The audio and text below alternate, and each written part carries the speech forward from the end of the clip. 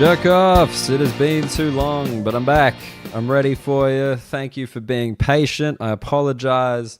I do try to get this thing out every week. What day of the week? Well, it does vary, but every single week. I didn't get it out last week just because I have been very sick. You might still hear it a little bit in my voice. I was going to do a podcast by myself, answer a couple of the questions that you guys sent in. Thank you, Dash and Adam, for asking some stuff. But I was too sick to do that as well. So I had to skip it. But we are back. We are rolling with a guest I've been trying to get on for a while. The incredibly interesting, all the way from Russia, Olga Koch. Now, we're going to get to her in a minute, but I did just want to mention a couple of things before I do. First things first, you might have heard me talk about my comedy special, Let's Never Hang Out. It is now available on Amazon Prime. So if you've got an Amazon Prime membership, you can watch it for free. If you do watch it, if you do like it, please get in touch with me at Dan Muggleton on Twitter or Instagram. Send me a little video of you watching it. I will repost that shit. I will reply. I really appreciate all the support there. And if you'd be so kind, I'm a bad online person. I don't really review things, but I have been told by the powers that be that it is important to review things. It keeps stuff on Amazon Prime. It makes it more discoverable. So if you could take a minute to just review it, give it a little 5 stars.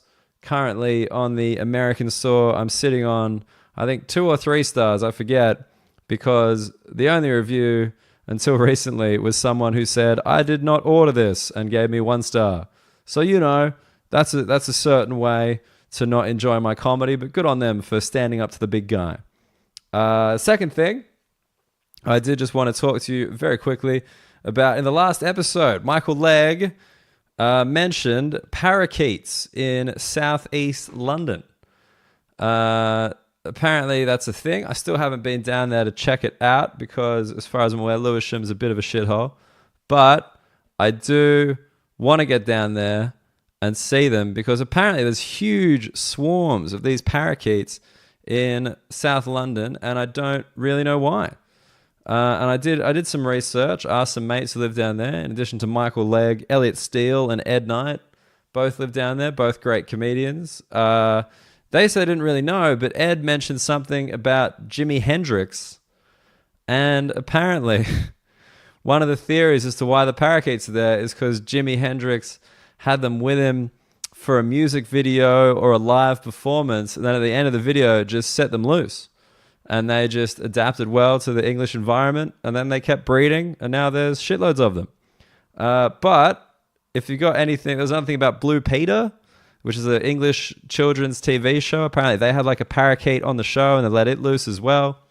But if there are any listeners from South London who know about the parakeets, please do tell me, because I would love to get to the bottom of that and figure out why there are these beautiful exotic birds living in grey South London.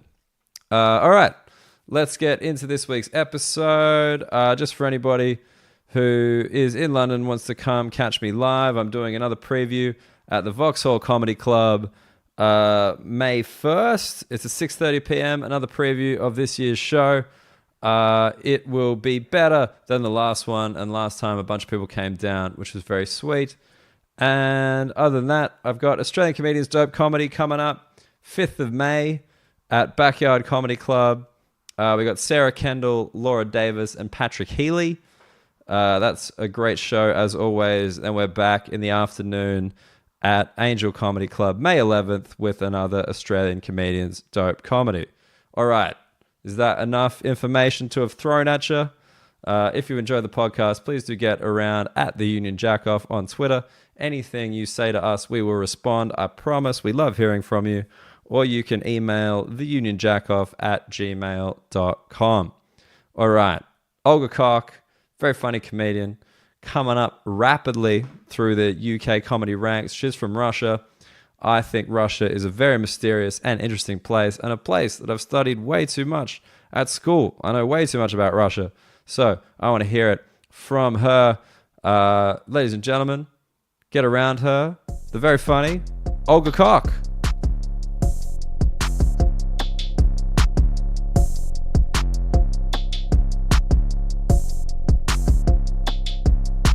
This is the earliest podcast I've ever agreed to.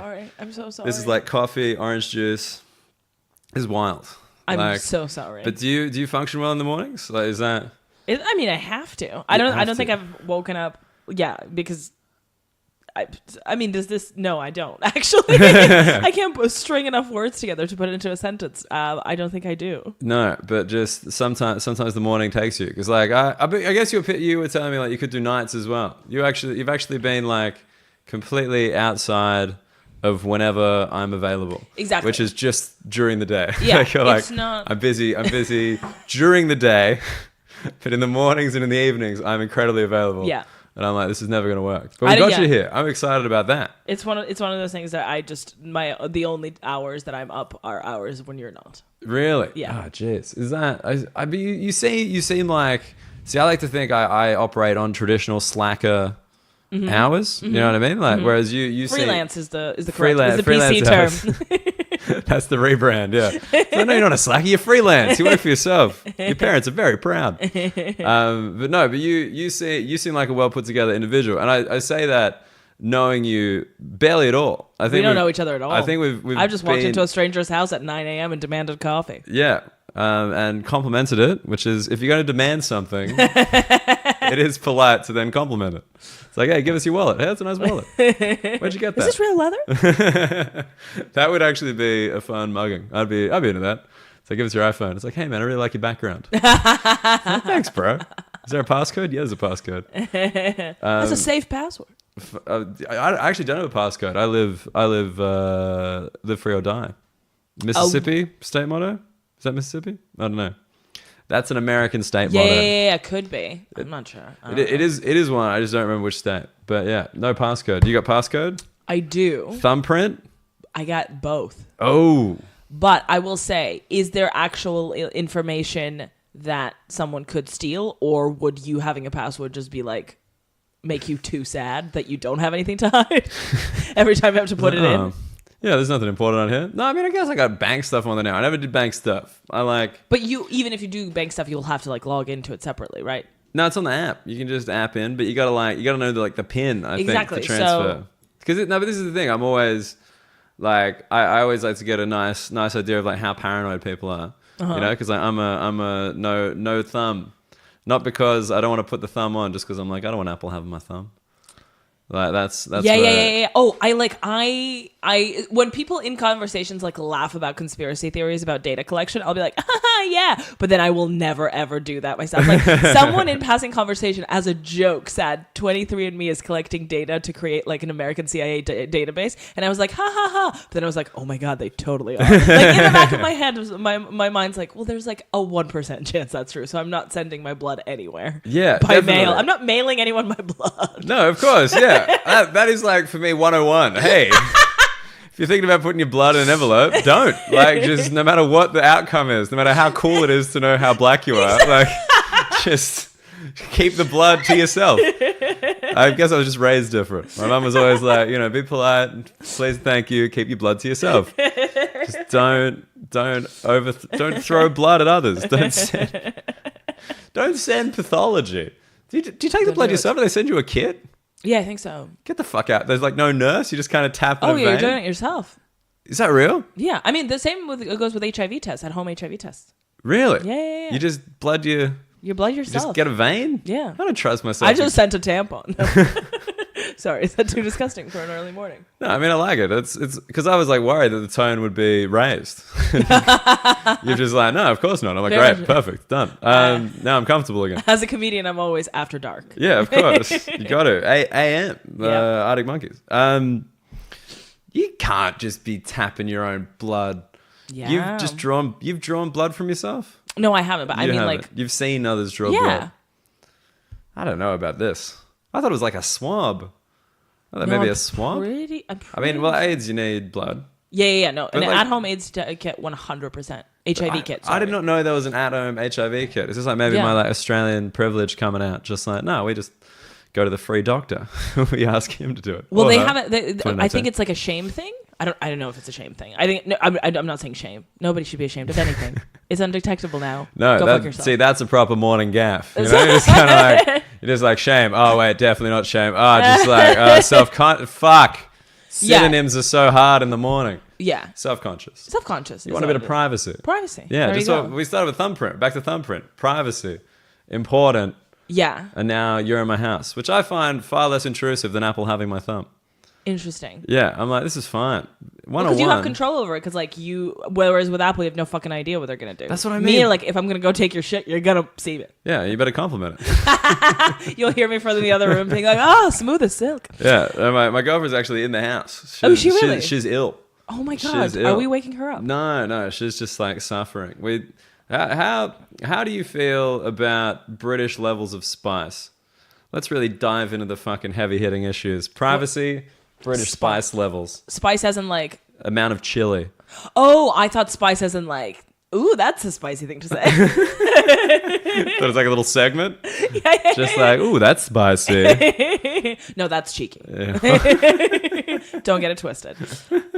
British levels of spice. Yeah, I mean, chili. How do you go? Because you're a European lady. oh yeah, I mean like Russian food is bland. That's what I would have figured. I would So- have assumed no spice. Yeah. A little bit of spice. But you guys are, this is the thing, you guys are so close to Asia. So I was like, maybe. I always think proximity to Asia equals spice level. That's why Australia is quite spicy. Spicy place. Yeah. Okay. I get that. So Russian proximity to Asia is purely territorial. The population very much lives on the European part. Right. Very few people live. There's in, like 70 Russian dudes. Exactly. Hanging out with some Mongolians being like, what's that? Yeah, You yeah, wouldn't yeah. like it. Okay. So yeah, Russian food is really bland. The only spice we kind of introduce is horseradish. Horseradish? Yeah. Oh, yeah, that's got a bit of bite. And put it everywhere. Okay. And fun fact. I love fun fact. A fun fact. Horseradish. The word horseradish in Russian means both horseradish and dick. Really? Don't know why. I never sucked off a Russian guy. You never sucked off a Russian guy. That was my next question. I was like, my experience sucking off Russian guys. Very, very. I don't know what Spicy. that would be. Stern. I'd imagine stern. I'd imagine that'd be like a compliment, but it'd be like in the accent that'd make me think like, I think he just doesn't mean it. Just saying it. It's like, yeah, good. Duh. It's like, yeah. I mean, yeah, Russian horseradish and dick. So like eggplant and dick. Well, eggplant, like, it's more of like how literally balls. Right. So balls means balls, and balls also means testicles. Like, it's the same exact. It's not even like a no, wink, wink, nudge, nudge. It's literally you would refer Right. to the. Purely context based. Yeah, you'll be like, oh, yeah, and his horseradish, which is insane. That is weird. I like that. But is it because it's like a root vegetable that's white and. Spicy, as we've previously established. But like a root, but is it just because it's everywhere? A lot of balls in Russia, just heaps. Like like horseradish. You said it was everywhere, Yeah. and I mean like genitals Also everywhere. also everywhere. Well, you don't see them, but they're around. Yeah, it's a motif. Yeah, they're kind of like climate change. You know, you're aware of them. We know they're there. It's hard to look directly at them. I mean, yeah, sometimes you sit back and you're like, Putin has a dick. Yeah. Oh man, I'm so into this. This is good chat now. This is picked up. How weird is that? Just like sometimes Vladimir Putin's just at a urinal, just Yeah. like hanging. I assume that He's Secret washing Service his guys. dick. Yeah. He's like, Is he circumcised? Like, what's the deal? does he shave? He does shave for sure. There's not a lot of pubes If he there, I shits? reckon. No, he shaves. Oh. Like, shaves the region. Yeah. Yeah. There's Oh no, yeah, 100%. Well, given that the amount he like rides a horse for publicity photos, it's the friction gets you. You gotta get rid of the hair. Gotta get rid of the hair. Like, I mean, as a horse rider myself, no. Yeah, I love all that shit. I'm like any kind of like bear wrestling, horse riding. Yeah. I'm like, Western politics needs more of this shit. Is there like a kind of like a subconscious thing that you hate, but you're like, the man in you is like, that is cool. Well, this is the thing. I definitely the man in me is like, I've never felt like my masculinity revolve around bears. Like, it's just, And that's your biggest mistake. yeah. Well, in Australia, our bears are very cute. Yeah. I've only got cute bears. So it's like, yeah, look at this chlamydia-riddled cute bear. I'm a man. Like, no, just fucking... But like, you fighting a koala. Just like, maybe if I can go on, mate. Just Like an old-timey boxer. Yeah. No, just making him tap. It's like some like MMA thing. I've like got him in a headlock. Everyone's like, fucking let go of the bear, man. It's trying to sleep. And you're like, oh. Yeah. No, I don't know. Yeah, I mean, this is the thing. As obviously I'm sitting here, Olga Koch, Russian lady. I am. And now very. Can you? No, we'll get into that later. I was gonna say, can you like go back whenever you please? Are you welcome in Russia? Because there's like some stuff that we'll cover. We'll talk about some stuff, some family history and stuff. But are you fine? It's just like... I think so. Just rushing up? Have you tested it? Have you gone back recently? Again, I don't really want to talk about it. Oh, okay, We can talk about everything with my family. That's totally fine. It's just that exact part. That exact part? Because it's dicey. It's like, dicey. All right, you don't want to put any word out. Yeah. Is that okay? Yeah, of course. Sorry. No. I mean, I should have given you a brief of things I don't want to talk about. No, I mean, I think it's... My labia, fine. Fine. Okay. Well, that's question 4. I got that all written down. Yeah. Well, no, I mean, I like it, though, because like, it's just like, I don't really want to talk about that. It adds like that level of intrigue. Yeah. A bit of mystery. Slide into my DMs, listeners. Yeah, because like, Russia's a mysterious thing. Because that was my...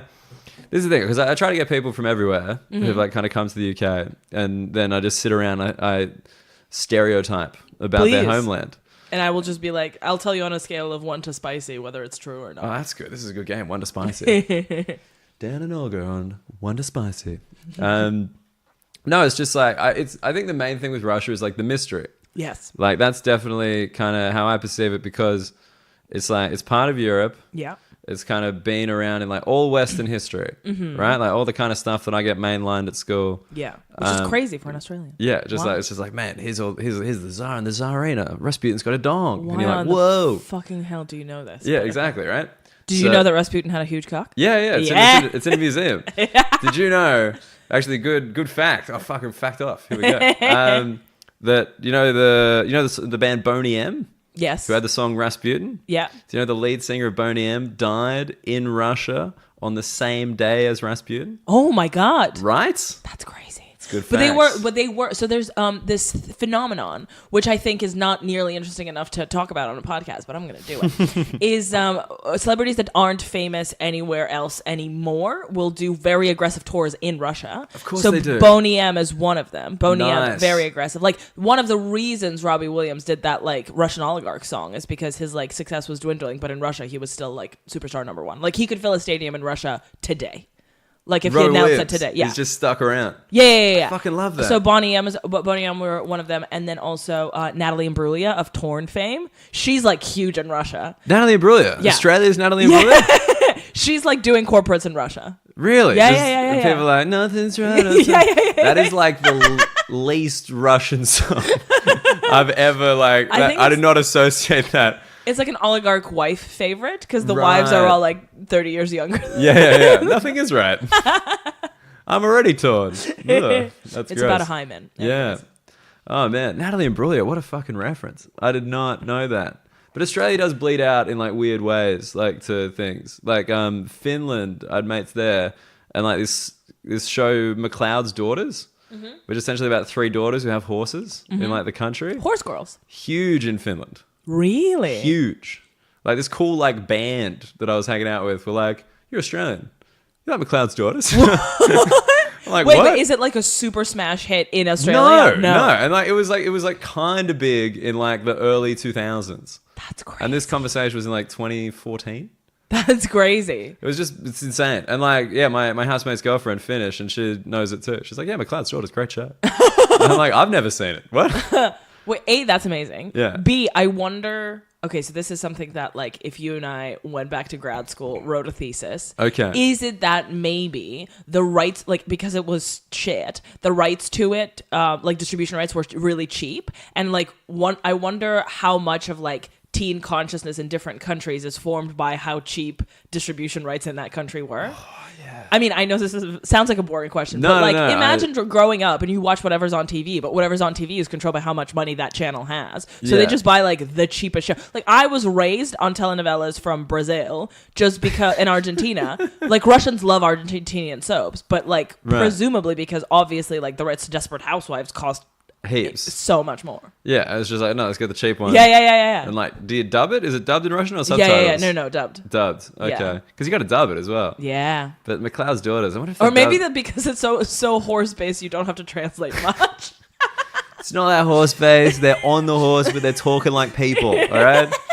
It's very Australian. It's just like, oh, no, what are we going to do on McLeods? That's the name of the property. It's McLeods. Like, they want part of the property. Oh, no. Like, yeah, this is Australian drama. Oh, my God, I love It's that. like, who's going to get the land? I am and taking it's never that. the indigenous population. Oh. That's the spoiler alert. I'm taking that improv-based show Improv- to Edinburgh. Like, you know how Harry Potter improv, but mine's McLeod. McLeod's Daughters are just all these Finnish people being like, amazing.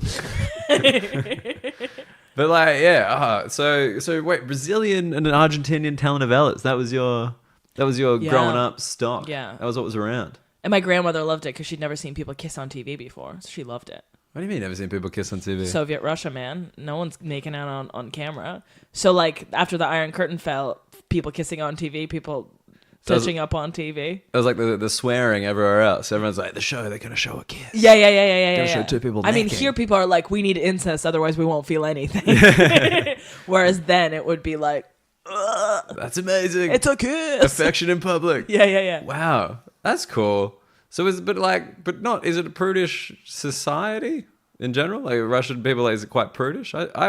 Europeans always think are just like liberated somehow.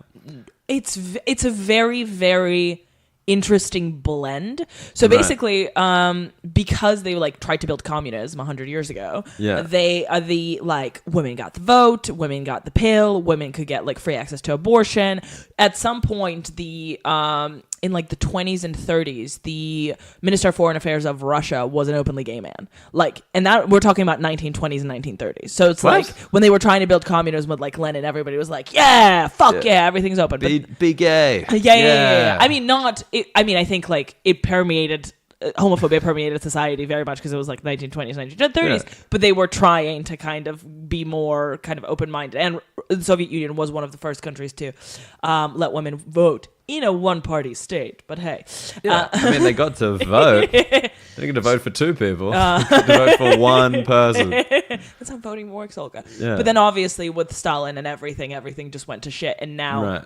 And like, no matter how hard they try, and this sounds like I'm defending Lenin. I absolutely am not. I mean, if you were gonna, fuck, marry, kill Lenin, Stalin, and Putin. Oh yeah, I mean, I'd probably marry Lenin. I guess you have to. Fuck Putin. I mean, I would marry the embalmed body that is now in Red Square of Lenin.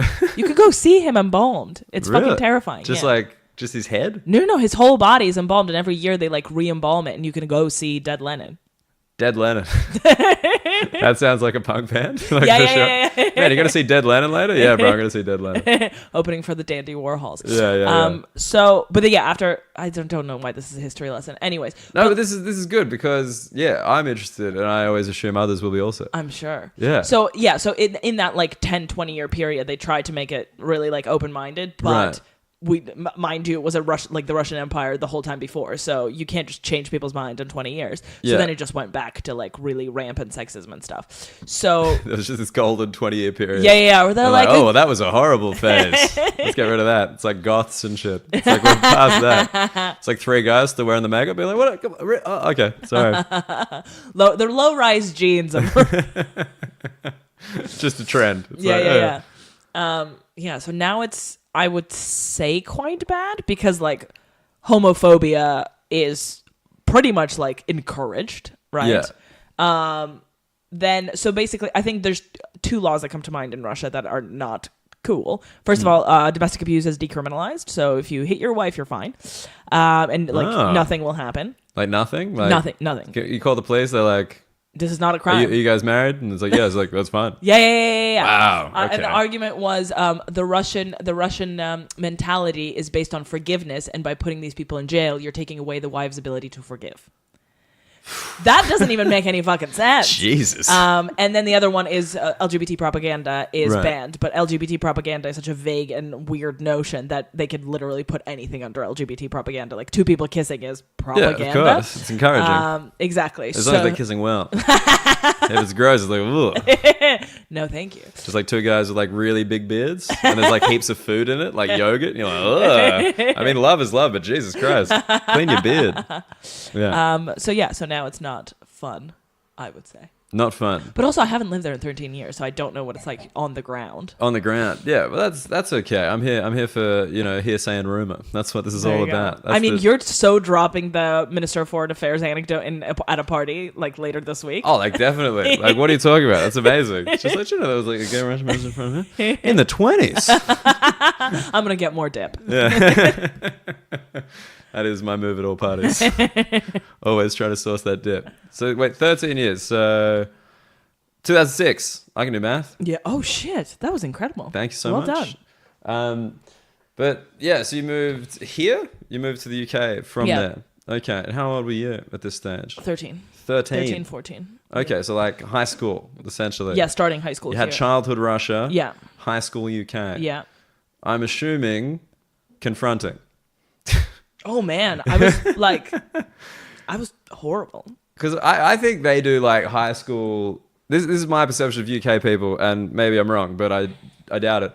They do like high school trashier than like anyone ever. Like it seems to be like more kind of like drinking and like party and like just kind of being a delinquent. I don't know because I went to an American high school here, which was so surreal because we had like cheerleaders and lacrosse and all our teachers were American. We did the SATs and we had the homecoming. Like it was just like an American high school in the middle of So it was like England. straight up like an outpost. Yeah. It's just like And there's plenty of them around London, which is crazy. what do you mean? There's like what's plenty? Like Like 4 or 5. 4. I mean, 4 is plenty. That's a lot, yeah. Given the fact that, like, if you just send your kids to an English school, they speak the same exact language. Yeah, that's really like you really want Thanksgiving off. You're just really pushing for that. That's so weird. So why did your parents send you to an American one? So my parents really wanted me to go to university in America because, like, living in Russia, America was that other thing that was better and free and beautiful and wonderful, and they had the Chicago Bulls. So I think ever since... The Bulls? Yeah, they both. She needs to go to the land of the Bulls.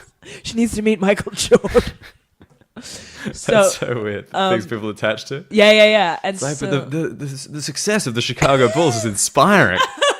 6 championships, 6 finals, 3 double three-peat. What? that's really flattering for you to Russian people, for Russian people, because I had no idea what like basketball was. I don't think they were just like Michael Jordan. He jumps so far. He lives in a house with an eagle. I don't know. That's so interesting that like they see it as like the free, because like I would have assumed it was kind of like a resentment based relationship, because like Americans, like the way they view Russians is like not particularly positive. Well, I think so. The mainstream thing was obviously like we hate America. I think Right. there was a really funny quote, like a kid said in Russia, and then everybody kept quoting, when it's day in Russia, it's night in the U.S. That's what they need. That's what they deserve. The bourgeois. So I think, but because like it was indoctrinated by the government that to hate America, obviously the rebels were like, America's cool. Oh, right. So it was like the punk thing. Yeah. It's like being real mainstame America. Exactly. Yeah, exactly, nice. exactly, Okay, exactly. cool. So it's just like Russian punks like, man, the Backstreet Boys are fucking sick. Wait, were they British? NSYNC, No. fuck it. Backstreet Boys? Both NSYNC and Backstreet Boys are American. Thank you Don't worry for about saying that with such confidence. It makes me be like, yep, fucking worry about 100%. But Americans started hating Russians, I think. Like it was in the Cold War, and then Yeah. it kind of stopped because they didn't give a shit. And I think again with Putin, Trump, they started caring. Right. You think that was like, that's kind of like a recent thing? Yeah, because I remember like going to America 10 years ago, and they were just like, Russia what? Like Americans don't give a shit about anyone but themselves. Yeah, but like I just feel like when as an Australian in America, whenever I've been, they've always kind of been like, "You're Australian," like they're just like kind of like excited by the prospect of an Yeah. Australian. Like, can you say mate? Like, you know, whereas like I feel if I was like Russian, they'd be like, "Oh, you're Russian. Can you Yeah. say communism?" Like, I don't know if you could hate a country you can't point out on a map. oh, they can. They absolutely can. I mean, it is massive. They'd just be like, look at that.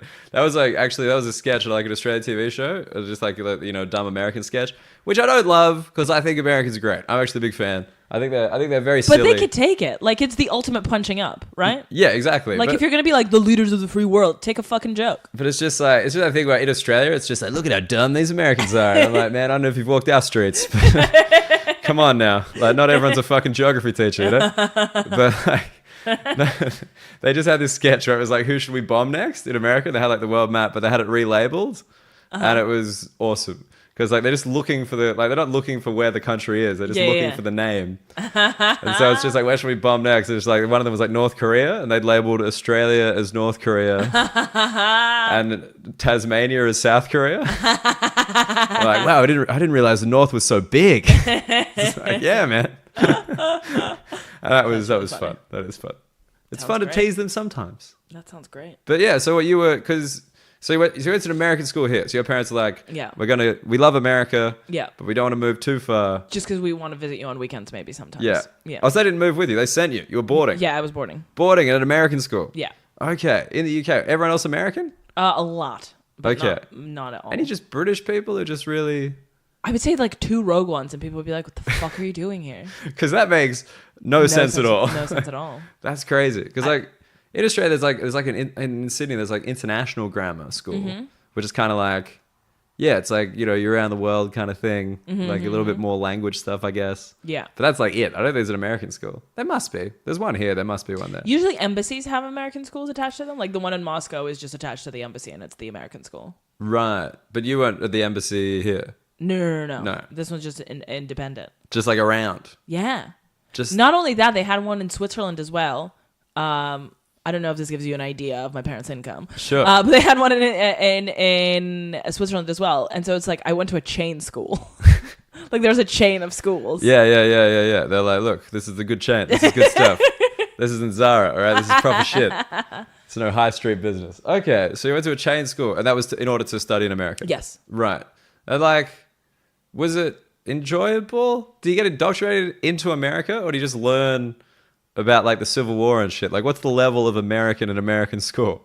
It's quite American. Again, I think just like I wonder about this all the time. Like, you know how when things happen to you as a kid, you never question them. You're like, this is just how things are. Of course. So I feel like I was just, I guess this is what this is. And looking back at it, I was like, we live next to Staines. Staines is where Ali G is from. It was voted the ugliest town in England. And it's just so surreal that like there was this strip mall and next to it an American school where people were pretending to be American. And like we would get so bullied by the locals. Every week there'd be like, walk in groups. Otherwise they will get you. Like they're going to pick on you with your American accent. Exactly. Did everyone have an accent? Was that part of it? Kind of like, you got to speak American English. It was difficult. I think spell colonization with a Z. Yeah. Flavor. Yeah. Color. I'm just imagining like all these like American students, like just like you and the 2 rogue British people. Like meter. Oh man. No, it's a foot. Come on. It's a foot. Oh fuck. For fuck's sake, man. I'm so sorry. That was like, I hate to be ignorant. And that was pure ignorance. not remembering their imperial dominance. Mm-hmm. Did you do science in imperial? Oh, that's a really good question. That's a really good question. I don't think so. Surely not. I don't think so. No. That would have been fucking hilarious. That would be insane. It's just like, so you bring it to, you know, 280 degrees Fahrenheit. And World War II is just like us versus the Japanese. Yeah. And all the German students are like, what? No, it was this whole other thing. Well, I mean, I went to the the World War II museum in New Orleans. And it's just mostly Japan versus America, which makes sense just because like that's like Pearl Harbor and Hiroshima and all that. Yeah. But it's just crazy how you as a European come there and you're like, what's up? I don't know. Was it Australian? What was World War II for you? Japanese, because they came to us. That's the first time that we ever got like bombed. Oh shit! They did the Japanese want Australia for themselves? I think they were just going for whatever was open. Whatever. You know what I mean? Just me like getting home at 11 p.m. when I'm hungry. Whatever's open, I'll go in. I don't think they were looking for a specific cuisine. But yeah, no, they bombed Darwin, and a submarine very famously made it into Sydney Harbour. It was like just like a little one, like a little fella went around. Did the Australians think it was a shark? Yeah, we're all there being like, man, that's a fucking metallic shark. That shark speaks a strange language. That was, because the wars never really come to Australia, like, because we're a long way away from everything. But the Japanese, got like a couple of bombs away. I don't think many people died. Like, but still like an event for Australia. Yeah, so that was our war though. Like we fought like in like Papua New Guinea and like the islands and stuff. Like not like we sent people to the Western Front as well, but the one that was more pressing. Did you send them or did England have you send people? Then I mean, we were pretty much independent. Like we would have done it because of them. Right. Like part of the Commonwealth. We're still part of the Commonwealth. Yeah. Like that hasn't changed. Yeah. But like now we just kind of do like the American stuff. We go to American school now. We just go to like Iraq, Afghanistan. We get involved. Like if they want to go somewhere, we're like, yeah, we'll tag. Like whatever. Shotgun. Like, it's a weird. Yeah, it's funny because like I definitely, as an Australian, like it's weird that you kind of got the precise mix of like America and England by going to an American school in England, whereas like we just get the pop culture filtering equally. But America's taken over. We're much more American now than British, I would say. That's so interesting. Yeah, we've switched allegiances. Oh, because America's closer, right? As well, and like they just produce more. But like the old Australians are still kind of like, oh yeah, American comedy shit. I'm like, what? Come on. Don't be ridiculous. They've proven for a very long time they're very good at it. Like you can like Stephen Fry as much as you want, but it doesn't mean that Jerry Seinfeld isn't a fucking genius, you know? That's true. And that's the weird thing here. They don't know Seinfeld here. It drives me crazy. I wonder if it's a distribution rights issue. Probably. Surely they just have less American content because they got their own content. This is true. Russia must have like its own stuff, right? They must have some like Russian TV, some channels. Yeah. But it's all. I mean, again, my knowledge is what I see very like on the internet sometimes. Yeah. Just through like kids from school sharing it or whatever, and not actual kids. They're not kids anymore. People I went to school with. Adults who used to be children. They usually are, and Russians do a lot of remakes. They'll do like. I'll see a show and they're like, well, what if we take the gay characters out and just do the whole thing in Russian on a much lower budget? It was a really weird. I like Atlanta, but everyone's black. Just the weirdest like remake of Will and Grace ever. The Russian version. It's just Karen. Grace by herself. It's just Karen being an alcoholic, and people are like, yeah, this is relatable. This is good. This is good stuff. But yeah, no, it's really funny because like I feel like Russians here. Like just in like comedy specifically, I think you guys just get made fun of. Like that seems to be like, if you're in England, the safest possible group to make fun of is the Welsh. And after that, it's Russians. Yeah. Like I've just seen that like in an audience, like, oh, you're from Russia? Like, and then like, ugh, accent communism. And you're like, this is weird. Like, I kind of get it. It's safe because you're punching up, right? No one's going to be like, oh my God, there's a disenfranchised group, those Russians. How dare you? No one is ever going to say that. But like... There's a very clear stereotypes attached, right? Like... It's true. You're never going to be like, oh, those Estonians. And you're like, what's the stereotype about Estonians? They got Wi-Fi in the whole country. Next question. Hey! And they invented Skype. Yes, they claim that, but there's also a Swedish guy who claims it. I was just in Estonia. Really? Yeah, learning about the Estonians. They had a weird Macca's knockoff, and it made me think of Russia. I gotta say, it was like He's Burger or like Super Burger or some shit. I love it. Did you go to Tallinn? Yeah. Oh my God, so that's lovely. I liked it. It's really nice, yeah. But like, sorry. So yeah, I just say like the stereotype thing because I remember like when I was in primary school, I reckon I was like 12, 11, something like that. There was like a thing we have to draw a country, and the country I got given was Russia. Uh-oh. So check out what I drew. Tell me. Like I thought you were gonna produce. No, here it is now. No, it was like a nuclear missile that was like leaking, and then Boris Yeltsin being drunk. Like hell yeah! And that was like what I drew as like an 11-year-old. And I remember just looking back at that. And like the teacher like ticked it. And I'm like, that is funny. This is so fucked up. Can you imagine? It's just like, yeah, draw America. Like you draw like a race war. And you're like, yeah, good work, Dan. You've clearly been paying attention. You've been watching the news. Yeah, no, but you know, like that was fine. I mean, that was like the, you know, like late 90s, early 2000s. Yeah. But like, it seems to be still like, it's just like Russians are like oligarchs Yeah. and like they're communists, and it's like, you know, KGB. That's like still the Yeah. stereotype. But like, they're just like a bunch of regular Russians, and then there's also just like some quite poor Russians who are Yeah. like really. Poverty's horrible. I don't remember, don't quote me on this, but something like, I think I was reading a figure that was like 20% of Russians don't have access to toilets or running water. 20%. Yeah, it was something absolutely mad. Yeah. Don't quote me. Like it was an insane figure. Yeah. But yeah, it's really, really bad because essentially, unless you live in St. Petersburg or Moscow, Right.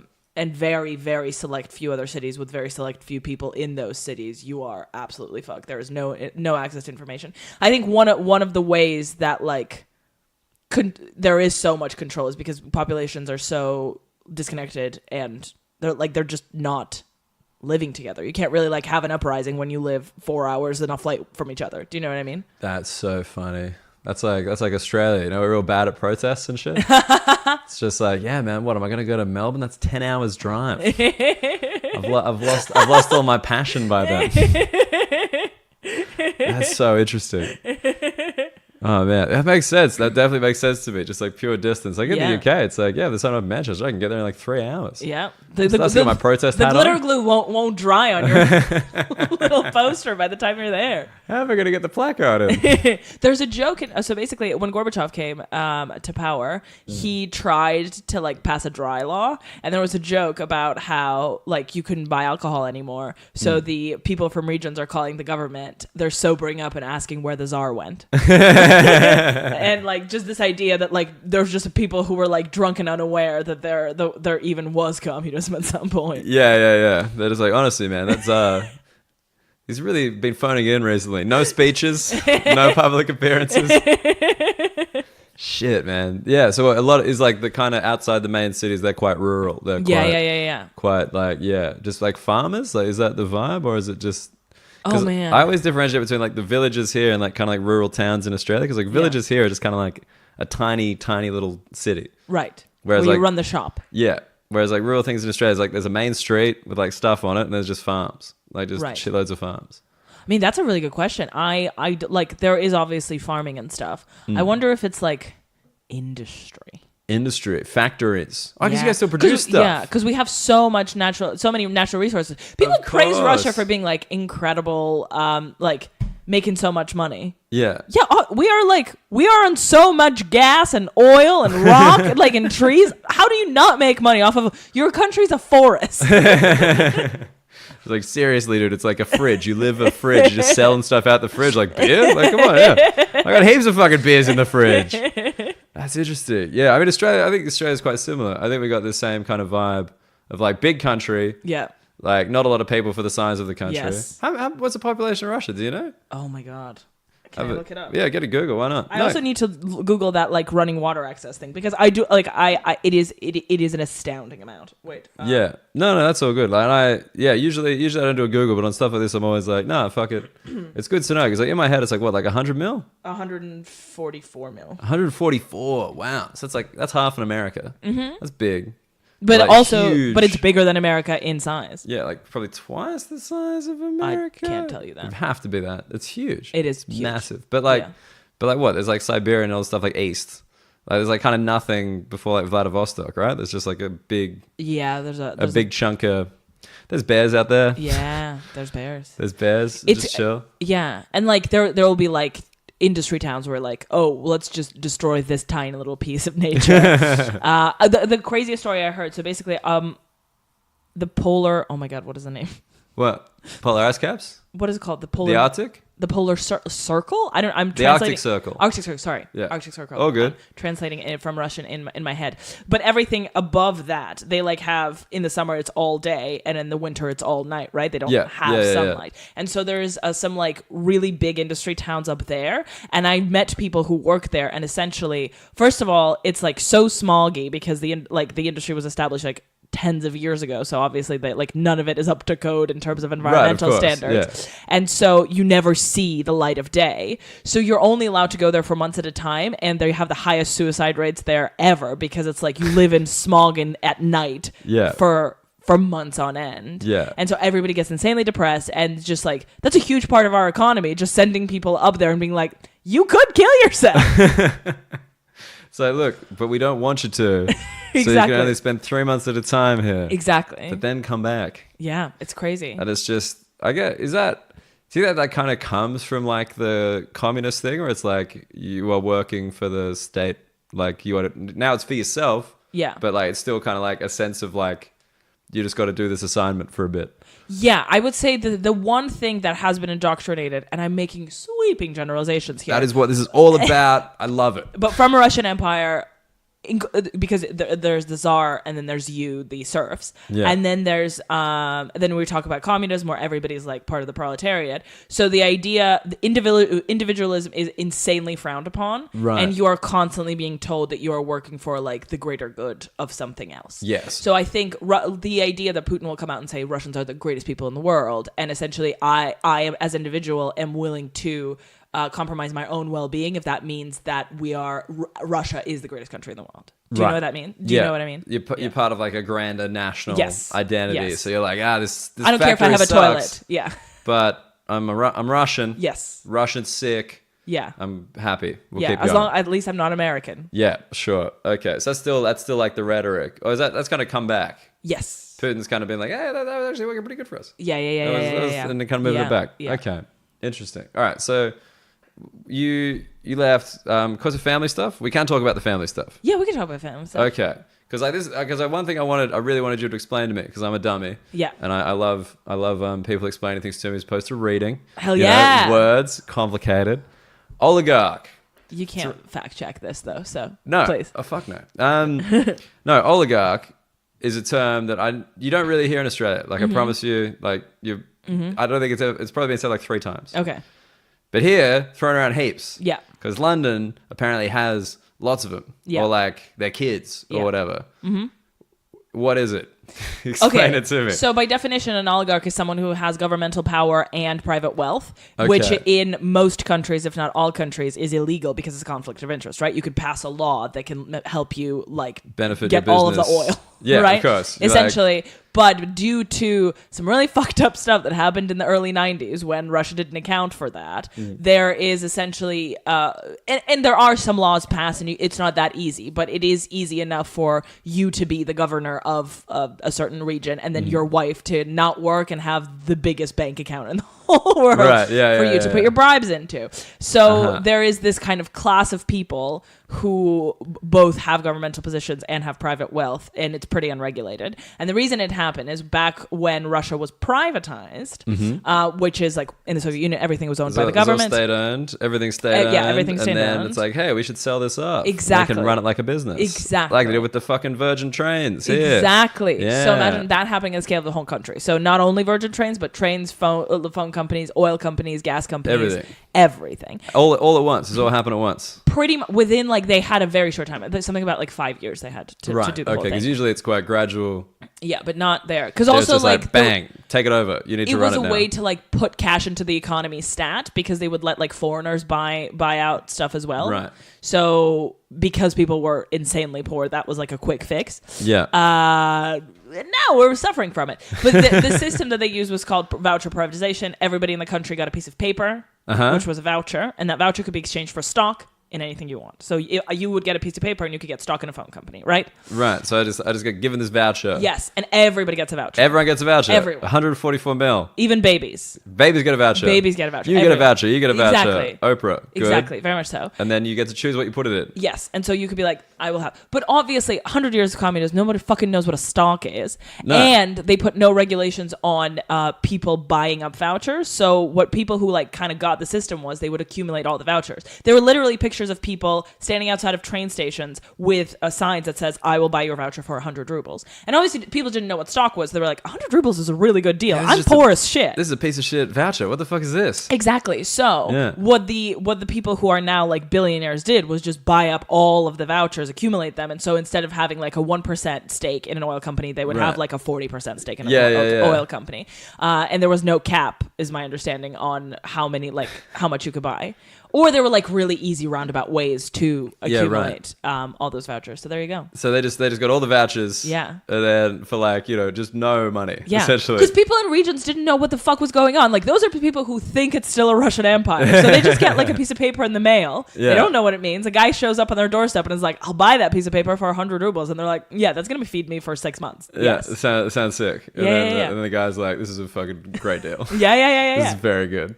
Okay, nice. And then so that's just kind of stayed. That was like what, 94-ish? Yeah, early 90s. I happening? would say 89 to 90, maybe 7. I'm not sure. Something Right. like that. And then those guys have just kind of been like, man, we fucking really nailed it with those vouchers. Yeah. They've just stuck it out. And they're like, does the National Gallery need another wing? Yeah, just because I got voucher money. The Wayne's got young money, I got voucher money. This is dope. All right, that's fun, and that's just stayed. Like I never look at Groupon the same way. Yeah, man. Next time someone offers me a voucher, I'm gonna be like, and that hasn't been like Putin hasn't tried to be like, well, fuck that. We don't want you guys being all rich, or is he fine with it? Is he like, whatever, you guys? Well, essentially, what happens is he kind of puts people into a situation, very powerful people in a situation where they're like, okay, well, you're either kind of in the system, in which case they're paying for a bunch of shit, right, or they're out of the system, in which case we somehow decide that the wealth is illegal and put you in jail. Like that's what happened with Khodorkovsky, who was like the richest man in Russia, who was an oil billionaire. He got put in jail for 7 years. So basically, you're either on the side of the government and you're fine, or you're not, and we somehow decide that your wealth is illegal. But then we just like take it up. They just take it up for bribes anyway. It's not like going to children or anything. Yeah, right. So it's just like, we'll just take your money. Yeah. Then we'll pay some other guys some stuff. Yeah. A lot of bribery. Yeah. Have you ever been bribed as a human being? Have you ever offered someone a bribe? I don't think I have the resources or the power to be on either end of. I've just never even thought to bribe anyone. I haven't even even at like the line at a club or like at a restaurant. Never done like the handshake. Money in the handshake. Who has cash anymore? I'll be like, do you have contactless?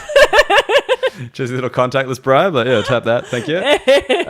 No, it's funny just because because you hear in TV and stuff, you hear a lot of bribes. You hear a lot of bribery. I've never bribed anybody. I feel like I'm depriving myself of one of life's great joys. I'd be fucking terrified. Well, because what if they're like, what are you doing? Also, when you bribe, like, what is an appropriate amount? Oh, dude, I have no idea. Hey, like that's the thing. It's like $5. And they're like, what? You serious? And a condom. Anything that's in my pocket. But bribery is so commonplace in Russia. So one of the it permeates your whole life. Like that's what you do. I hear from friends and people. And so one of the things is like if you have any if you break the speed limit or something, cop stops you, you just give them some money, you go, and that's just like part of your day. Yeah. And so it's so commonplace to the point where one of my friends had like only I think like a $5,000 ruble banknote. Yeah. Which is I don't know what it is, but I think it's like let's say 50 quid. Sure. And she's like, I'm not going to give you 50 quid. And he literally gave her change. Change for the bribe? Yeah. He's like, no, I have cash on me. And he gave her change. That is awesome. Yeah, that's the level. That's the level of bribery. Yeah. Like, sorry, can I get an invoice for my bribe? I want to write this off. Oh my God. Yeah, that shit. No, because I got some mates like grew up in India and stuff. And they're like, yeah, when you're like building something in India, like, and there's like a budget, there's like the building materials, the labor, and the bribes. Like it's like in the budget. It's like, no, you need to have that money. Otherwise it will not work. That's amazing. Because they just wrap it up in like the courts and stuff. Then nothing gets done. That's gotta grease the wheels. Oh my God. That's a good bribe euphemism. I like that. Greasing the wheels. I like that a lot. But yeah, that's so funny. But I mean, I guess that's the whole thing. Like here, it's like you get a fine, it goes to the government, whereas the bribery, it goes like the guy. But you assume his commanding guy is getting a cut, and like how far up does that go? You know what I mean? Like surely some of the bribe goes to Vladimir Putin. Like, just like it rises up far enough. Oh, definitely. Oh my God, definitely. 100%. Also, I remember they were like trying to pilot a campaign where they were like, if you're offered a bribe, and this was to like road cops, they'd be like, if you're offered a bribe, tell us and we'll give you the equivalent money. And if you say no. And so immediately I remember seeing a news thing where he's like, where a cop was like, I was offered 1 million rubles. And they were like, oh, and they just bought, and they bought him a flat. And like the news segment was the cop showing people around his new flat. Yeah. Because obviously you'd be like, yeah, I was offered $500. Yeah, I was offered a 40% stake in the gas company. I said no. Exactly. Dude, that's wild. So wait, what about, just like, for example, Roman Abramovich? Yeah. I got through that name? Yeah. Thank God. Like, he's got this, obviously, you wouldn't have this, like... So he was the governor of Kamchatka, which is a region in Russia. Right. The one that's next to Alaska. So he was the governor of Kamchatka, but also private wealth. Because Right. he has an oil company, doesn't he? Yeah. And then, like, he was like, well, it's a bit hot in here. Let's just jump across to old London. Yeah. I mean, London's a good place to be rich, though, I think. If I was choosing, like, a place to be, like, super rich, I think London's pretty, like... You know what I mean? Yeah. Like, there's good bang for your buck here. Yeah, I like the idea that the kind of the peak wealth is having a full country house, but in the middle of a city. Yeah. That is just why, but yeah, it's just close to stuff, and it's so rural. It's like, no, it's not. Like, it's not peaceful at all. You freak. Like, this is crazy. No, yeah, just like so. I'm just trying to think. Like, so when they leave, that kind of takes like the money out of Russia, but they retain ownership, or they just sell everything. They're just kind of like, I'm gone. Like, does Abramovich still own shit? Yeah, I think so. I think you make the profit there, and it's just you and then live you off enjoy of it it here. here. Yeah, the way that you would like go on a vacation. Yeah, like the way that I'd retire to a beach house. Yes. Would you? Nah, I can't. I'm not a good small town guy. Where are you from in Australia? Sydney. So that's like 5 mil. Was beach a big part of your life? Not really. Like it's there. Like that's the whole thing. Like with Australia, it's just kind of like it's there. Yeah. It's like I don't have like an equivalent thing in London where it's just like this is something that other people travel a long way. I mean, maybe like the theater. Right. Yeah. It's like the Tower of London. Yeah, this is like a thing that people they travel all around to see. Like it's a luxury to live so close to it. Whereas just like if you're there, you're just there. Yeah. It's just like it's a beach. I get that. The parking there's shit. Like that's like that's the different. Have you been to Australia? Have No, you come I down? haven't. It's so far. I wouldn't. Why did you move here? Just for comedy stuff. There's just so much more opportunity. Okay. And money. In comedy, not that there's like money in comedy anywhere, right. But like comparatively, you can make a living here, which I would not have been able to do in Australia. No. Oh, interesting. Okay. Just not enough of like a live circuit, like unless I was on like TV or radio or something. Okay. Yeah. Why aren't you in like Chris Liley's show? Chris Liley? Is that his last name? Chris Lilly? Lily? Apparently everyone's coming at him pretty hard now because I Yeah. remember he was like the genius guy for like Summer Jermaine. Heights High. When did that come out? That was like 2008, 9?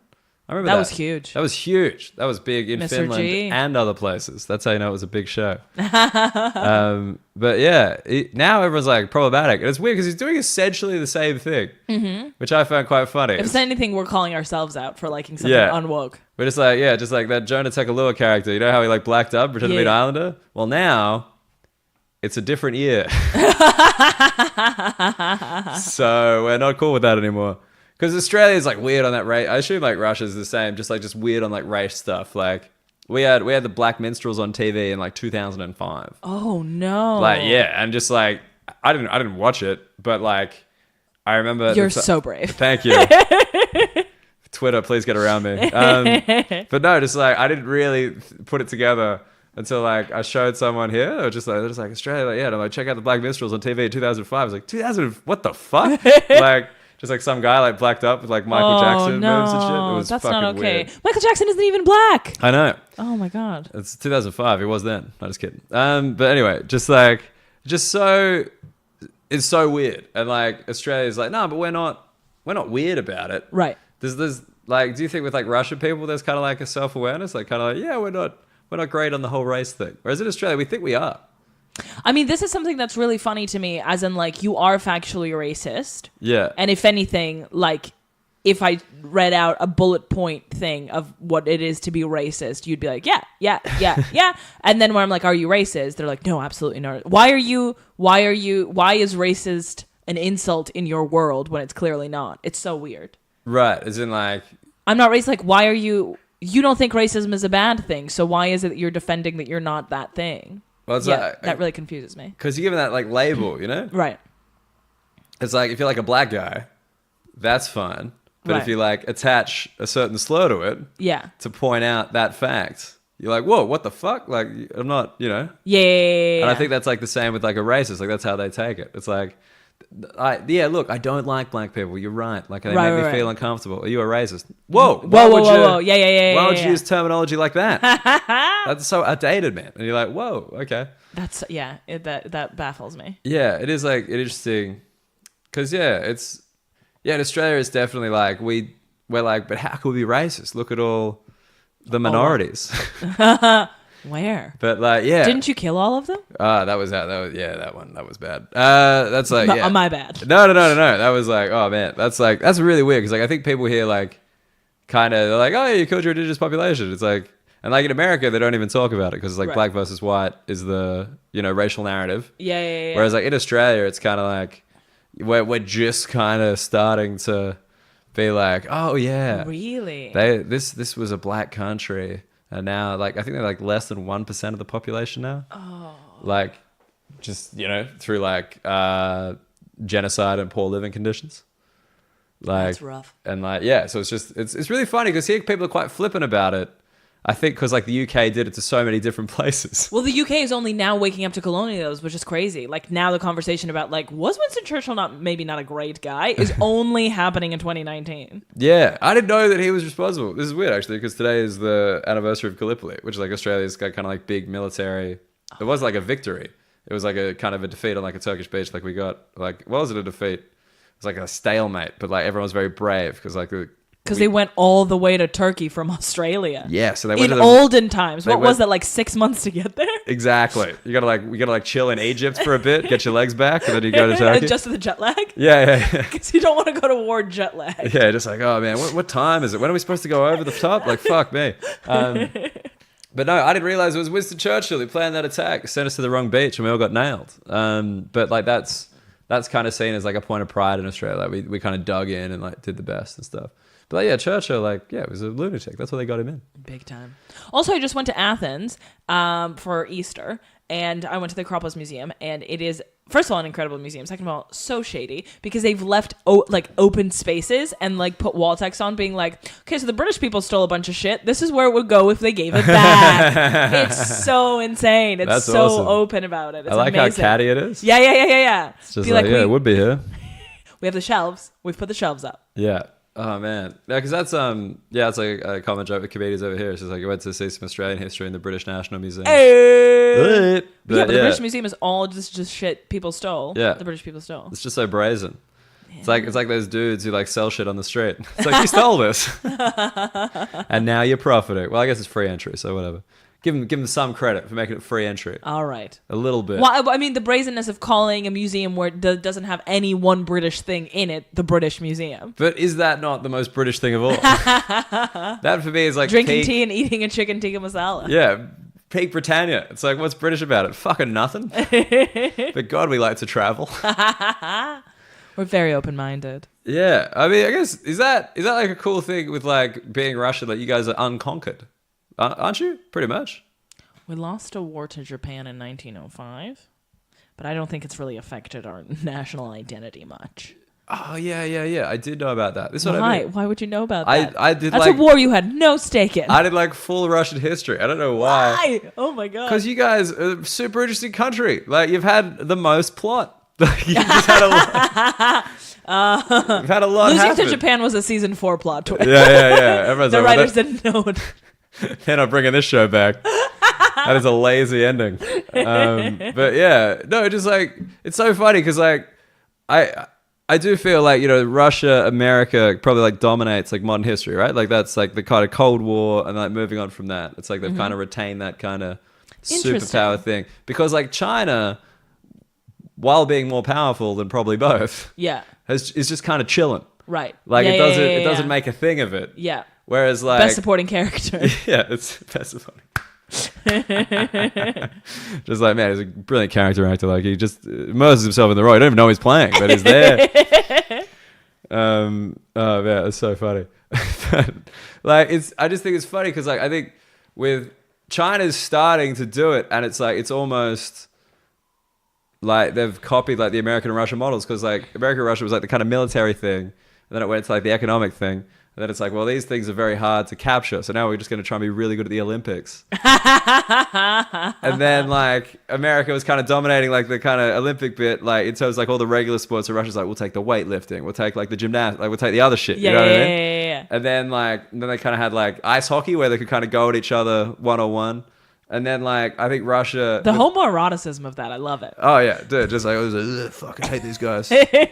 Just like, oh man. But and then like Russia even weirder with like chess and like literature. It's like we're gonna take some like real like odd tactics here to like take on the Americans. Yeah. Americans like, we run really fast, and Russia's like, we have the most grandmasters. It's just like it's I find it such a bizarre, like, yeah, just like that as an Australian person, like far away from both, and you know, from the Commonwealth. Mm-hmm. That's still my prevailing kind of understanding.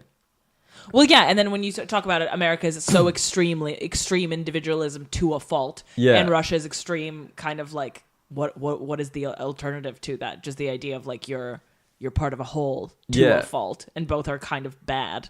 Just because individualism means that people don't care about other people, and there's no fucking free healthcare because people are like, fucking every man for himself, bitch. Why am I paying for this poor motherfucker? Exactly. You know? And in Russia, people are like, I don't have running water, but it's okay because I'm Russian. Yeah, because I'm part of the beautiful Russian Empire. Yeah. Wait, what? What empire? No, all right. What are we now? I forgot. But like, so you've studied, you went from Russia to an American school in the UK and then like studied in America. Mm-hmm. So like, where, like, culturally, do you still feel like 100% Russian, or have you kind of like shedding some for this American individualism? Are you like, yeah, I should pay for other people's health care? I mean, I would have to pay for 3 countries' people worth of healthcare for where I've lived, and my parents live in Germany, so the whole thing is. Oh, they live in Germany. They don't live here. Yeah. Russia's not part of the EU, right? I'm not like no, an idiot. hell no. Yeah, you guys Absolutely like separate. Not. So is it easy for you to live here, or do you have to get like a kind of visa wise? Visa-wise, yeah. I'm a visa person. I'm here on a visa. Okay. It's not. It's super complicated. I would say that a lot of people ask me where I'm from or where I consider myself from, and they ask me in like an interview setting, and it's the only time you ever have to think about it. I never like wake up and think like, oh, what a British morning. On this, it's breathing in this British air. So I don't like whatever you will call me. I'll be like, yeah, I guess. Sure, you don't feel particularly nationalistic for like. Do you feel like there's some things about you so distinctly Australian? Yeah, I don't think like I don't consider myself very Australian, but like I think if I'm being honest, I have to. How long did you live in Australia? Like until the last 2 years. Oh, okay, cool. Yeah, but like just kind of like inherently, right? Like you feel it deep in your bones. Like it was like before I moved here, I didn't realize like that I was raised Catholic. Like I just kind of always was like, oh no, that was just the thing. But then like here, when you see like people talk about Catholic Protestant, you're like, yeah, I'm definitely Team Catholic. I definitely like the Pope, you know. I'm like pro Pope. But it's funny because like every time he says something like remotely normal, you're like, that's so woke. Yeah, no, dude, totally. It's just like, you know, homosexuality is okay, and I'm like, fuck yeah, fuck yeah, Pope. Fucking say it again. Tell some people. Tell some Catholics. But no, it was just interesting because like moving here definitely put it into focus, I think. But I guess you've been away for so long, like you're kind of moving around. Well, yeah, because I don't know what the formative years are, because every time I look back at living in a certain country, whether it's America or Britain or Russia, I like think of different parts that like created the mosaic of the bland human being that I am today. But I think you're not bland. Oh, you're like it. a horseradish. Hey, bland but a butt. Whoa. Yeah. So what's interesting is that my sister, she's 38. She lives in Russia. Her best language. 38. Yeah. Oh. My parents fuck once every 10 years, and good on them. Yeah. Decade. So she. 38. So is that the other two of you? No, and then my brother is 16.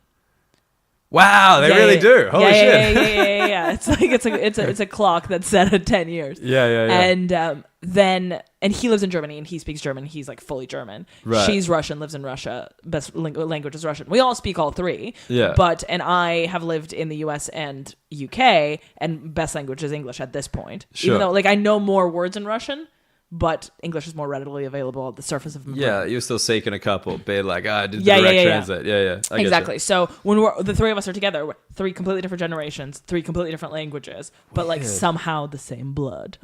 That's really interesting. And like, did your parents do that on purpose, or was it just where they happened to be at the time? It's just circumstance. I have no idea how they feel. Like, it's a very interesting relationship that each of them have with each of us. Right. Just because obviously, like, when they're with my sister, they revert to the Soviet, like they raised her for 12 years in the Soviet Union. Like, they lived in a communal apartment in a one bedroom, like crawling with cockroaches. Like, it was. That was their life like the then. American stereotype of Russian life. Yeah. Like standing in line for like pantyhose and milk. Yeah. And with in that order, you pour the milk into the panty. It's a horrible vessel. I don't know why they put keep the pantyhose over your head. Get a second jug of milk. There we go.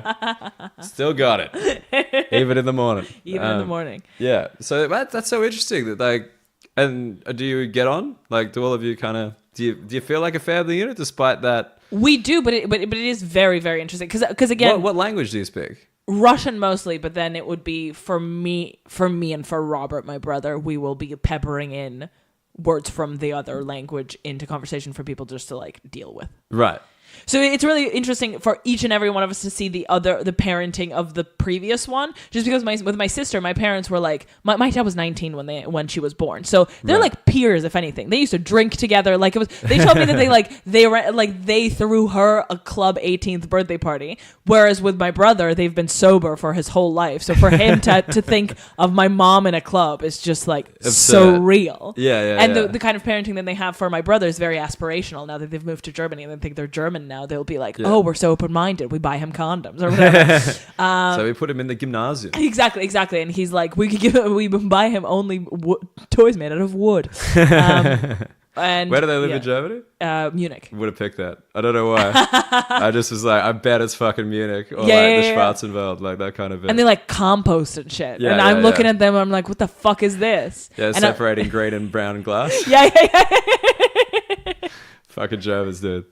It's so funny. I think, Germans really like, they Germanize you. But your parents must like, they didn't live with you here. You just went out. Yeah. You were just sent to the English speaking bit. Yeah. And then you got into like comedy. Yeah. Weird. Have you done comedy in Russian? I always Did think it once, it was horrible. Don't want to ever do it again. Yeah. What's up? Was it to like Russian audience? Like in Russia? No, not in Russia. It was here to a Russian speaking audience as part of like a Russian speakers festival. And it was horrible. I never want to do it again. Did it get some laughs?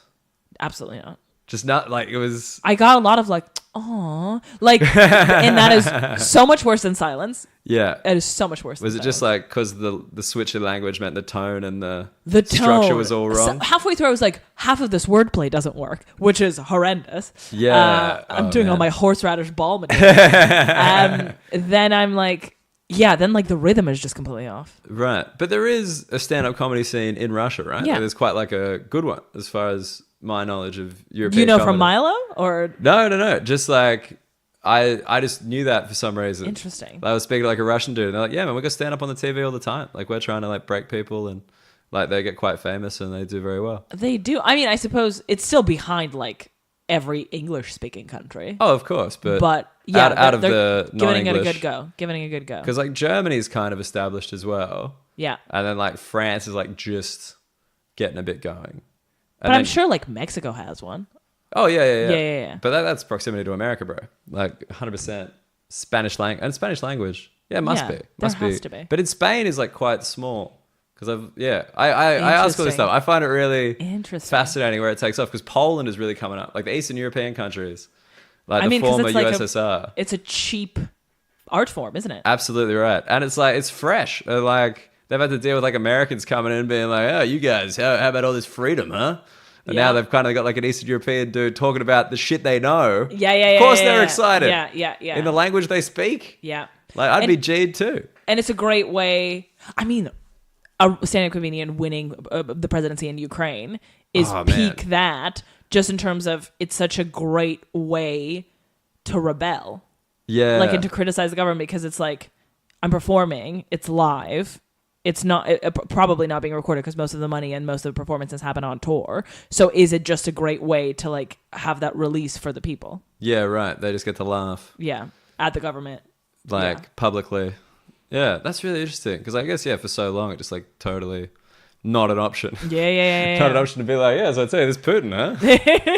Do you adjust your style Australia versus UK? Sorry if this is a really boring question. No, not at all. Not at all. No. Like, I think, if anything, just UK audiences are a bit more comedy savvy. So I don't have to be as obvious. Okay. I think that's the main difference. So you've like, are not doing any of your prop stuff anymore. Giant hammer. My minstrel gear is retired. You keep saying that. I was my big break in 2005 and I blew it. No, but no, I mean, my material's completely changed since I've been here. But like, that's just more that I like doing. I like doing newer stuff, you know, than like any kind of, it had to change. And also just like, I think being here makes me more reflective on the UK and more reflective on Australia. Like, I think if I went back to Australia, it'd probably kind of change a little bit in subjects matter. Because like, I'm constantly being confronted with it here. I'm like, you guys are fucking weird. I want to talk about the Welsh some more. Easy laugh. So easy. But yeah, like, I don't know.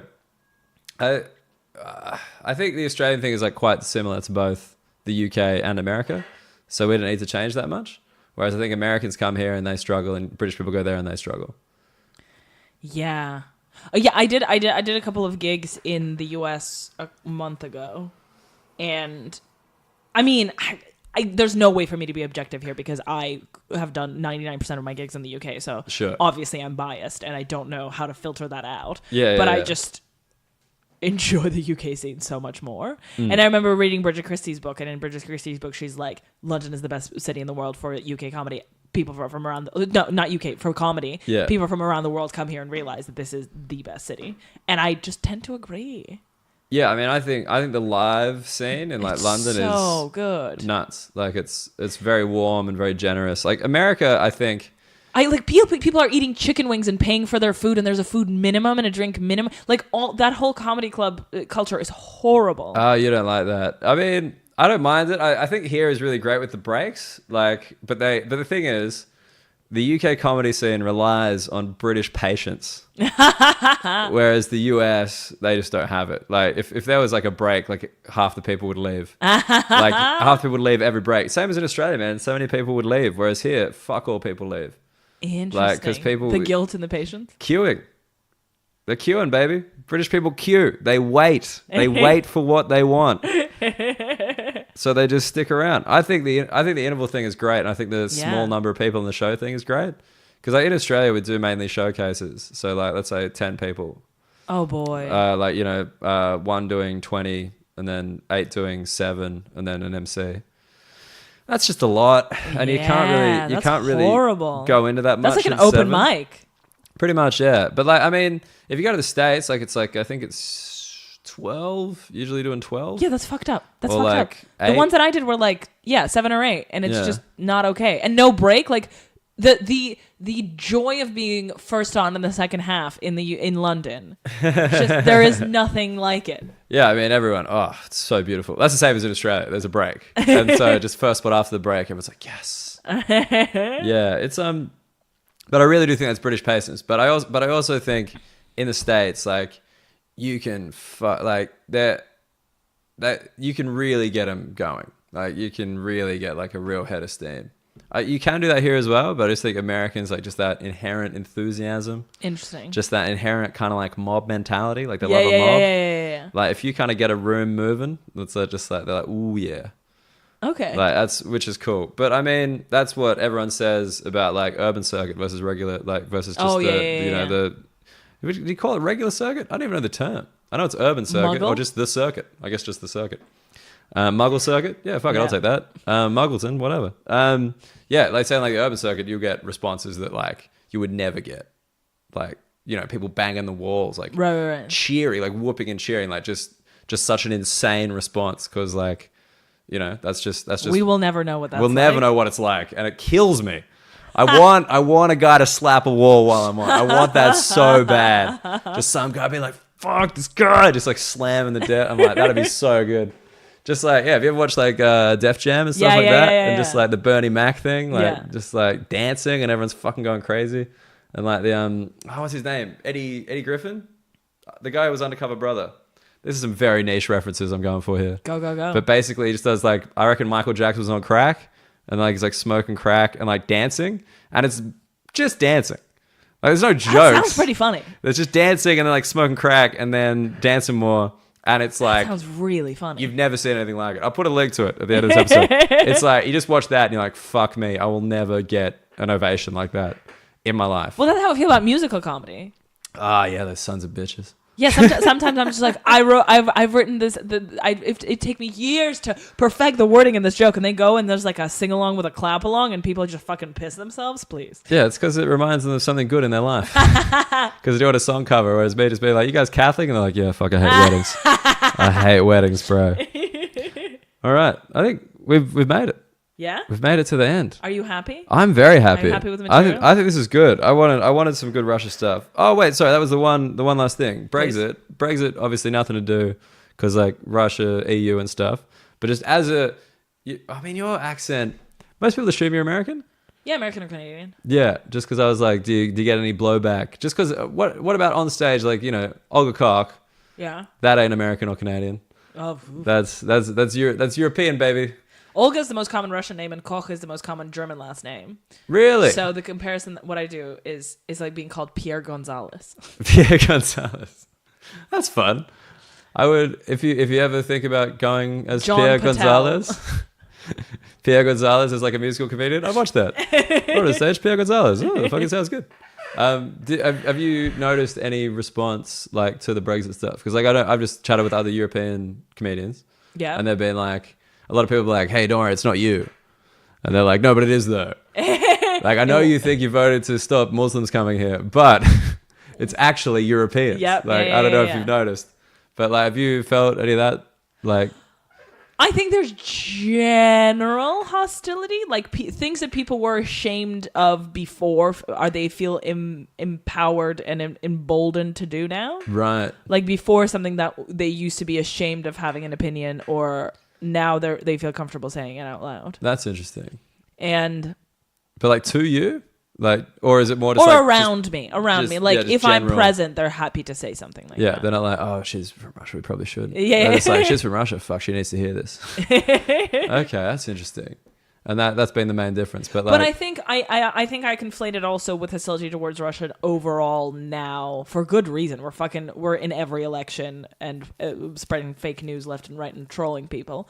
Yeah. So I can't blame people for being hostile to me, but then I will get randomly selected on every flight, especially to America. So like I will get my luggage will get triple checked every time I fly to America. Really? Over the past year. Wow. And like it makes sense. And like sometimes like yeah, of course. Yeah. so just like it makes sense. Yeah, I'm like the woman's doing it, and I'm like I respect you. Yeah, good I would job. do this too. Yeah. But there is That's just purely like a Russian thing. Like, say the passport, they're like, we better. Yeah. And they're like, you've been randomly selected. And like, obviously, I don't have it. I'm fucking a blonde white lady. I don't have it nearly as Well, much that's as why I other was people. surprised. I mean, I get it when I like let the beard go a little bit more. And I'm like, oh, yeah, all right. Like, I see the connections you're making here. Just like hairy, skinny man traveling by himself. Yeah, sure. Like, all right, whatever. Up to no good. Yeah. And they're correct. Yeah. So Okay. he's selling pantyhose. Your suitcase is just pantyhose. Yeah. So nothing. It's fine. I don't feel comfortable knowing what I know now. That would actually be really funny. Just going through airports, like where you always get randomly selected, just with like a weird luggage. I want to fill like the second time it happened when I went to LA, I was like, I need to fill a suitcase with just pink dildos, just that. Yeah, I just have one of them be on. She's like, "Oh, sorry." Oh man. Okay, that's interesting. Just the general hostility. All right. Oh, cock. Is your show still on tour? Because like I didn't want to. I haven't seen your show, which I feel bad about, but It's okay. it obviously Didn't miss anything. It obviously covers a lot of the Russian stuff, but not the Yeah. stuff we talked about. I tried to keep it a little distinct. I loved it. I 'Cause- loved everything. Thank you so much for having me. 'Cause it's What a still delight and going? joy. No, it's over. I am previewing my next show. So Well, where can people find you? at rockandrollga.com and at rockandrollga on Twitter, please. That's it. That's the Come- best way. yeah. Any preview coming up? Give them like one date. Give them one thing that you want You want these people there. When is this coming out? Later today. Oh, amazing. Yeah, bro. Holy Quick shit. Quick turnaround. Oh my God. Next Friday, I'm in Brighton, and next Sunday, I'm at MacFest. So if you're either in McLeods, Wales. Speaking of Wales, what's up? McLeods, yeah. Or Brighton, then come. Awesome. All right. The way we end, you say cheers, mate. Cheers, mate. Olga Koch, pleasure.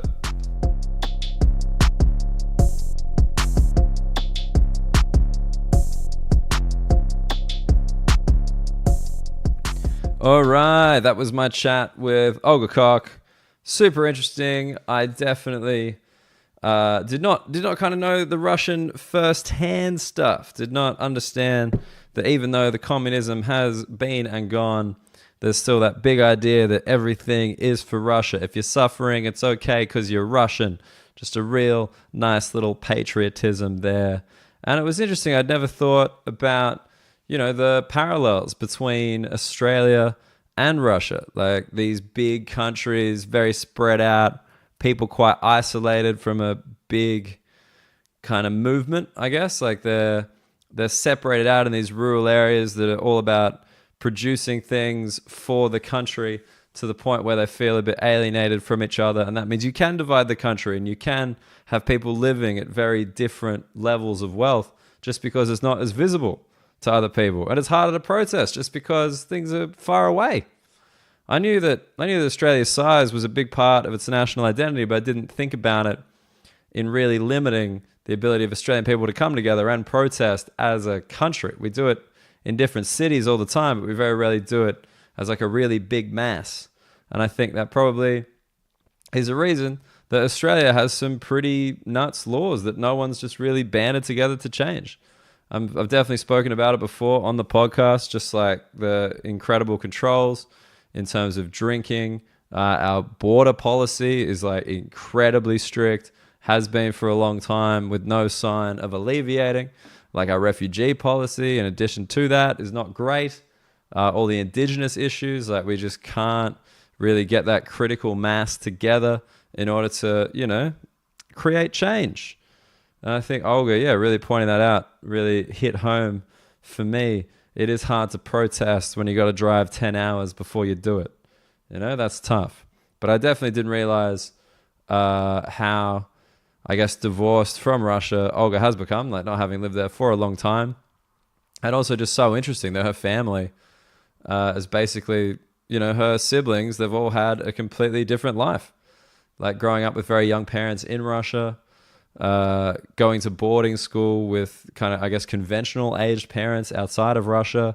And then her youngest brother just having kind of old parents in Germany. That's pretty strange. But I would definitely love to watch them all get on as a family, because what is more awkward than a family gathering? That would be a family gathering where the members of the family have completely different life experiences and relationships with one another. All right. If you liked Olga, please do get around her on social media. As always, that information will be at the bottom of the podcast, plus that link to Eddie Griffin at Def Jam Comedy, if I can find it. Other than that, jerk-offs, it's been a goddamn pleasure. Please do check out my special. Rate us. Rate the podcast on iTunes, wherever you're checking it out. It is a pleasure, and I promise next week we'll be back to our regular scheduled programming. Have a good one. I'll catch you next time. Cheers.